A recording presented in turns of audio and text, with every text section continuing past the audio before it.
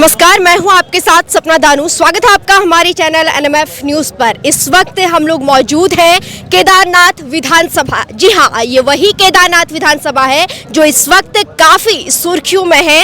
लगातार यहां पर बीजेपी और कांग्रेस के बीच टक्कर देखने को मिल रही है। ऐसे में हम ग्राउंड जीरो की रिपोर्ट आप तक लगातार पहुंचा रहे हैं।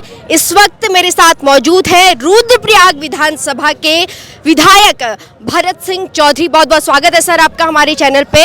सबसे पहले तो आपसे ये जानना चाहूंगी कि टक्कर कितनी है और आपकी तैयारी क्या है। सबसे पहले एनएमएफ के दर्शकों का मैं अभिवादन करता हूँ, नमन करता हूँ, प्रणाम करता हूँ।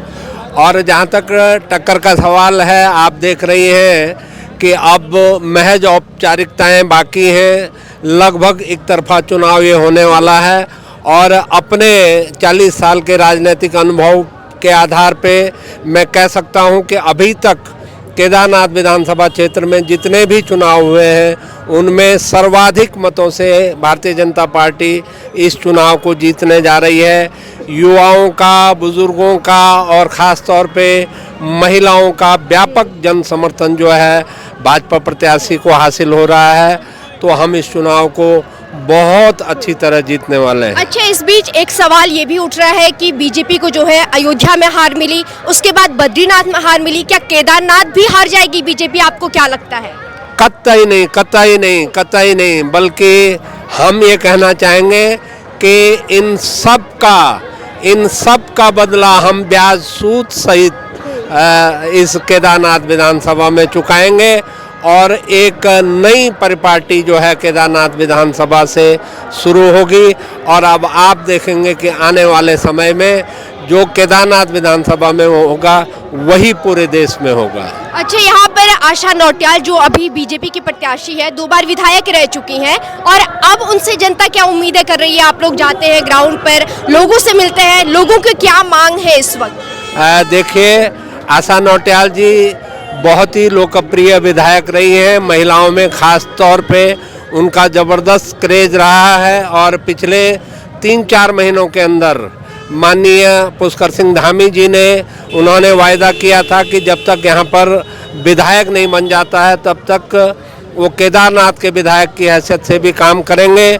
उन्होंने अपना वायदा निभाया और अभूतपूर्व कार्य जो हैं इन 3-4 महीनों के अंदर इस विधानसभा क्षेत्र में हुए हैं। एक नई कार्य संस्कृति को उन्होंने जन्म दिया है और न सिर्फ घोषणाएं हुई हैं बल्कि उन पे अमल भी हुआ है और बहुत सारी घोषणाओं पे कार्य भी प्रारंभ हो चुका है। तो जनता बहुत ही संतुष्ट है, बहुत ही आश्वस्त है। लेकिन विपक्ष तो ये भी आरोप लगा रहा है कि बीजेपी ने कोई काम नहीं किया, कोई विकास नहीं किया, पानी पे टैक्स लगा रहे हैं, जो धारे हैं, नौले हैं उस पर। देखिए, मुझे कांग्रेस की समझ पे तरस आता है। लगभग 150 साल पुरानी ये कांग्रेस है। 60 सालों तक उन्होंने इस देश में सत्ता चलाई है, लेकिन आज उनके पास एक भी ढंग का मुद्दा नहीं है। अनर्गल प्रलाप वो यहाँ पर कर रहे हैं, बेबुनियाद आरोप वो यहाँ पर लगा रहे हैं और उन्होंने खुद अपनी स्थिति बहुत ही हास्यास्पद बना ली है। जो उनके प्रत्याशी हैं मनोज रावत जी, 5 साल वो यहाँ पर विधायक रहे और पूरी जनता का ये कहना है कि वो 5 साल सबसे दुर्भाग्यपूर्ण 5 साल थे इस विधानसभा के। वो डार्केस्ट पीरियड था। अगर विकास के दृष्टिकोण से हम देखें तो उन 5 सालों में 1 इंच भी विकास की गति आगे नहीं बढ़ी। तो यहाँ की जनता उस गलती को दोबारा करना नहीं चाहती है, दोहराना नहीं चाहती है। एक सवाल आपसे ये भी पूछना चाहूंगी, पूर्व मुख्यमंत्री हरीश रावत लगातार दौरा कर रहे हैं केदारनाथ विधानसभा में। उन्होंने कहीं ना कहीं कांग्रेस की जीत जो है पक्की कर ली है, उस पर आप क्या कहेंगे?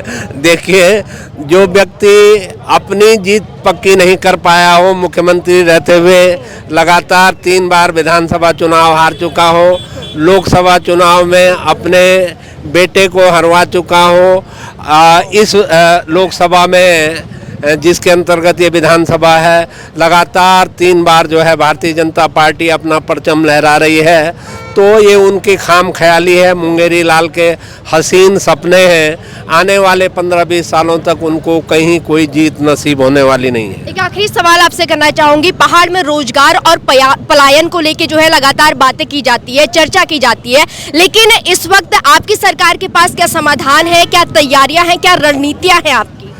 देखिए, पिछले 20-25 सालों की मैं बात करूं तो जितने रोजगार धामी सरकार में मुहैया करवाए गए हैं शायद ही किसी सरकार में हुए हों। धामी जी ने सख्त नकल विरोधी कानून ला करके यहाँ के जो युवा थे, जो डिज़र्व करते थे, जो योग्य थे, उनका भविष्य एक तरफ से सुरक्षित कर लिया है। और यही वजह है कि लगातार पिछले 2-3 सालों से पहाड़ के दूरस्थ गांवों के जो नौजवान हैं वो भी सरकारी नौकरियों में लगातार निकल रहे हैं। बड़ी लोगों में इस बात को लेकर के खुशी है। और उसके अलावा होम स्टे के रूप में जो हमारे ये ज़िले हैं जो तीर्थ यात्रा के रूट पे पड़ते हैं, बहुत बड़े पैमाने पे वहाँ पे नवयुवकों को जो है होम स्टे के रूप में रोज़गार मिल रहा है। उसके अलावा सेल्फ एम्प्लॉयमेंट की बहुत सारी योजनाएं धामी सरकार ने लागू की हैं। तो मुझे लगता है कि हम सही दिशा में जा रहे हैं। किसी भी सरकार के लिए बेरोजगारी की समस्या को पूरी तरह हल करना मेरे ख्याल से संभव नहीं है, लेकिन इस दिशा में पूरे देश में धामी सरकार सबसे बेहतरीन काम कर रही है। जी, यूसीसी को लेकर आप क्या कहेंगे, क्योंकि जनता ये कह रही है कि 9 नवंबर को लागू होना था, लेकिन अब लगता है कि मुख्यमंत्री जो है पलट गए हैं अपने बयान से। कतई नहीं, मुख्यमंत्री कतई नहीं पलटे हैं। जनता कुछ नहीं कह रही है, कांग्रेस कह रही है, और कांग्रेस का दोहरा चरित्र सामने आ रहा है। एक तरफ वो यूसीसी का विरोध करते हैं, दूसरी तरफ वो इतने आतुर दिख रहे हैं कि यूसीसी क्यों नहीं लागू हुई।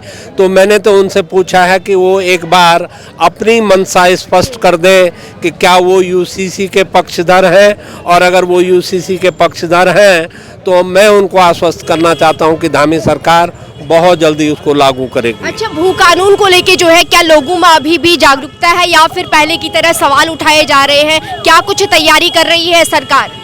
देखिए, धामी जी एक विजनरी युवा के रूप में तेजी से उभर करके आए हैं, और भू कानून को लेकर के बड़ा गहन मंथन विचार उस पर चल रहा है। उन्होंने उत्तराखंड की जनता को आश्वस्त किया है कि बहुत जल्दी एक कठोर भू कानून जो है उत्तराखंड में लाया जाएगा। और क्योंकि धामी जी ने अभी तक जितने वायदे जनता से किए हैं वो सभी वायदे उन्होंने पूरे किए हैं, तो जनता पूरी तरह से आश्वस्त है कि एक सख्त भू कानून जो है वो धामी सरकार में जल्दी आने वाला है। जी, एक सवाल और आपसे ये करना चाहूँगी कि उत्तराखंड में जो है अतिक्रमण और मुसलमानों का जो यहाँ पे आना जाना लगातार रहा, जो कब्जा रहा, उसको लेकर भी जो है उत्तराखंड सरकार ने काफ़ी कदम उठाए हैं, लेकिन आपको क्या लगता है कि आगे क्या कुछ कदम उठाए जाएंगे? और जो नारा इस वक्त चल रहा है बटेंगे तो कटेंगे, उस पर आपकी क्या राय है? बेशक जो डेमोग्राफी में तेज़ी से परिवर्तन हो रहा था उसको देखते हुए धामी सरकार बहुत सजग है। और जिस तरह से लैंड जिहाद के नाम पे हज़ारों हेक्टेयर भूमि जो है वो कब्जा की गई थी, मज़ारों और मस्जिद के नाम पे अवैध रूप से उसको खाली करा लिया गया है। और आगे भी उन सब कब्जों को चिन्हित किया जा रहा है जो अवैध रूप से लैंड जिहाद के मंशा से इस उत्तराखंड में किए गए हैं। आपने देखा अभी गौचर में कुछ घटनाएं हुई, उत्तरकाशी में हुई, श्रीनगर में हुई, नंदानगर घाट में हुई, जिनको लेकर के पूरे उत्तराखंड का जो जनमानस है वो उद्वेलित है। उनको समझ में आ रहा है कि अगर कांग्रेस की सरकार दुर्भाग्य से कभी इस प्रदेश में आई तो इस प्रदेश का जो मूल निवासी है उसका क्या हश्र होगा। इस बात से लोग बहुत भयभीत हैं, बहुत डरे हुए हैं। तो मुझे पूरा यकीन है कि कम से कम आने वाले 15-20 सालों में कांग्रेस को सपना भी नहीं देखना चाहिए यहाँ पर किसी तरह की जीत हासिल करने का। विपक्ष एक मुद्दा और उठा रहा है जनता के बीच, जनता को भ्रमित करने के लिए कि चार धाम यात्रा की व्यवस्था जो है बिल्कुल भी ठीक नहीं है, उस पर आप क्या कहेंगे? देखिए, जब यहाँ पर कांग्रेस की सरकारें थी तब किसी भी वर्ष में यात्रा 5 लाख, 6 लाख, 7 लाख से ऊपर नहीं हुई। और जैसे ही भारतीय जनता पार्टी की सरकार यहाँ पर आई, 20 लाख तक का आंकड़ा जो है वो केदारनाथ की यात्रा ने छुआ है। 16 लाख यात्री इस वर्ष जो है केदारनाथ धाम में आए हैं। और 2013 की आपदा के बाद जब देश और दुनिया में ये मान लिया गया था कि केदारनाथ धाम जो है अब पूरी तरह से असुरक्षित हो चुका है, उस समय एक जननायक ने, नरेंद्र मोदी ने केदारनाथ की एक गुफा में एक रात बिता करके देश और दुनिया को ये संदेश दिया कि केदारनाथ धाम आज भी उतना ही सुरक्षित है जितना पहले था। और उसी का परिणाम है कि आज रिकॉर्ड संख्या में पूरी दुनिया से जो सनातन धर्मावलंबी हैं वो केदारनाथ यात्रा पे आ रहे हैं। अच्छा, लोग तो ये भी कह रहे हैं, मैं जब लोगों के बीच की बात की उनसे तो वो ये कह रहे हैं कि सरकार ने जो है चार धाम यात्रा की जो भीड़ थी वो आधी कैंची दाम भेज दी। बहुत ही हास्यास्पद आरोप है और मुझे बहुत तरस भी आता है कांग्रेस के लोगों पे। ऐसे आरोप, ऐसे कुतर्क वो गढ़ते हैं जिसकी जनता में कोई स्वीकार्यता नहीं है। मुझे ये भी सुनने को मिला कि साहब केदारनाथ की जनता नाराज़ है। मैं आपको बताना चाहता हूँ, केदारनाथ की जनता तो नाराज़ नहीं है, लेकिन भारतीय जनता पार्टी के लोग बहुत नाराज़ हैं क्योंकि यहाँ की जनता ने पिछले 3 लोकसभा चुनावों में उनको धूल चटाई है, विधानसभा चुनाव में उनको लगातार हार मिली है, यहाँ तक कि जिला पंचायत चुनाव में भी भारतीय जनता पार्टी का परचम लहराया है। तो कांग्रेस के लोग बहुत नाराज़ हैं केदारनाथ की जनता से और केदारनाथ की जनता बहुत खुश है भारतीय जनता पार्टी से। जाते जाते विपक्ष को क्या कुछ कहना चाहेंगे? विपक्ष को मैं यही कहना चाहूँगा कि अभी भी समय है कि उनको जो प्रजातांत्रिक मूल्य है उनको समझना पड़ेगा और जनता के मुद्दों को, जनहित के मुद्दों को लेकर के आगे आना पड़ेगा। हो सकता है 20 साल 25 साल बाद लोग एक बार फिर से उनको मौका दें, लेकिन जिस तरह की दिशाहीन राजनीति इस समय कांग्रेस कर रही है, मुझे उनका भविष्य बहुत ही अंधकारमय नजर आता है। बहुत बहुत धन्यवाद सर आपका हमारे साथ जुड़ने के लिए। तो ये थे हमारे साथ रुद्रप्रयाग के विधायक जो हमारे साथ जुड़े और विपक्ष जो इस वक्त जनता के बीच जाकर जनता को भ्रमित करने की कोशिश कर रहे हैं उसकी उन्होंने जो है पोल खोली है। देखते रहिए आप NMF न्यूज़ की खास रिपोर्ट।